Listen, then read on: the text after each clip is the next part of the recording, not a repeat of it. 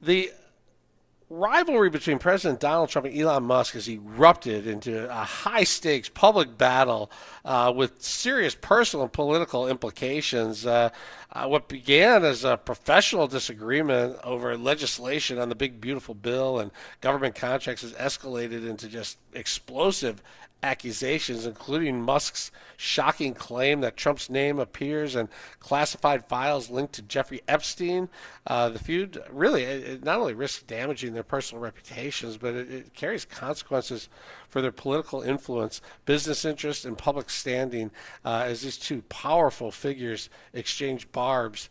The fallout could reshape alliances and power dynamics really in Washington and beyond. It's the big, beautiful battle of these boys. Roshini Rashkumar, attorney, political strategist, and host of the Crisis Files, joins us. Good morning, Roshini. How are you? Well, to carry on your alliteration, Kevin, this bromance is breaking up. That is absolutely true. My Yeah, and goodness. it's almost nothing really surprises me anymore in American politics, and certainly not with Donald Trump and Elon Musk. But some of these lines are just beyond damaging. I mean, they are reckless, and I will first start with Elon Musk. For him to be saying some of the things he's saying is, when it comes to whether Trump could have gotten elected or not, he's going to start a third party or another party. I mean, I just kind of wish that he had some advisor or some sort of check, because we've seen that Elon Musk doesn't have very good self-management and mouth control. And this is really almost weird. It's kind of the weirdest thing. I didn't ever really think I would side with Trump over Elon Musk or even have to get to this day when we're analyzing something like this. But it really is beyond the pale. And when you are part of any president's administration, whether you have respect, don't respect, or raising money, whatever it is, it's kind of it ends with the president. You kind of have to stop. So this is going to really have a lot of bad fallout, and I don't even know that we've seen all of it yet, Kevin. Yeah, and I don't know how seriously the American people take all of this. It's a terrible look. It's just a bad look all the way around. But mostly it seemed everybody was having a great time with it all over social media. People were making memes, having fun. Nobody seemed overly worked up about the potential downside of what's happening here. But there are some massive downsides to this event, especially if it escalates. For Elon Musk, he has billions and billions of dollars of contracts with the government that were threatened to be taken away. Donald Trump, the most powerful person in the world, could lose a lot of his power if, for some reason, in the midterms, he lost control of Congress and the House. If he lost control of Congress and the House, he would be impeached immediately, and he would be stuck in the mud. His presidency would basically stop moving forward. And Elon Musk has the kind of money where if he chose to do that, he could do that. And if they both decided to decide who could hurt the other one more, not only would it hurt them, but it would hurt the economy. It hurt the American people. It frightened me a little bit as I was watching it go back and forth. Yeah, and as you're also thinking about just the economy in general, just because it's these two guys, it doesn't, I mean, they don't operate in a vacuum. So the Wall Street Journal had an article this morning, and one of their graphs showed how much Tesla shares dropped in just one day to the tune of $152 billion in market value. So when you think about who are those Tesla share owners, it's not just Elon Musk, it's other people, it's jobs at Tesla that are affected, it's all of these different things. And so many ripple effects with the economy when you think about the different business connections that Elon Musk has and that Donald Trump can directly influence. Now, anything as far as tax cuts and things like that really should be coming out of Congress. But Elon Musk is also ticking off Republicans in Congress and possibly others, but definitely Republicans, in how he is trying to slam President Trump. So there are so many implications and bad domino effects that could happen from this brawl.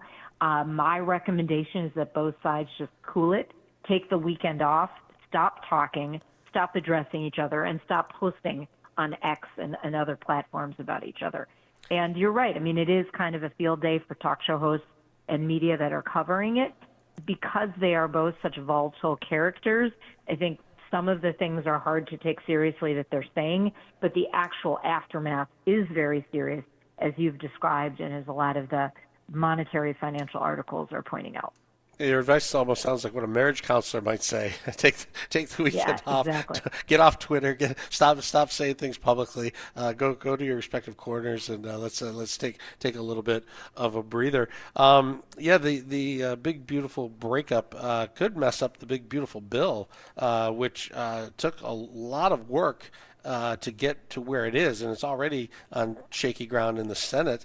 How will this give other politicians cover to say, look, even Elon Musk hates this bill. I'm not going to vote for it.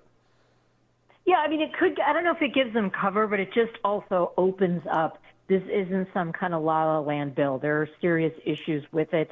We've heard some Republican lawmakers want to split it into two, sometimes three. This is where Congress needs to do its job.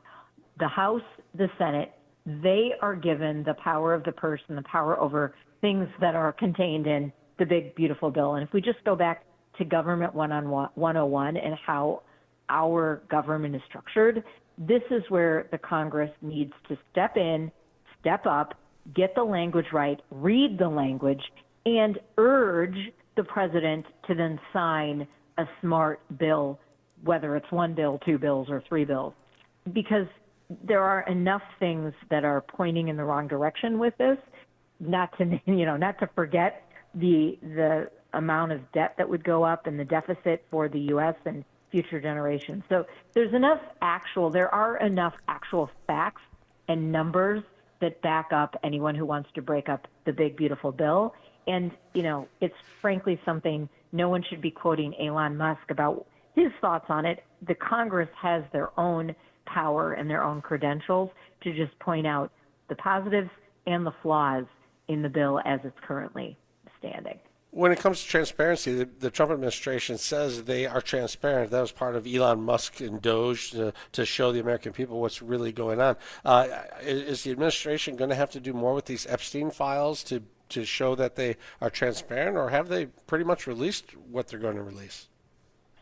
Well, yeah, I wouldn't want to connect the Epstein files with everything that's going on with the bill passages. I mean, look, if there's truly nothing that implicates Trump in criminal behavior or really morally degrading behavior, then he shouldn't be worried about it.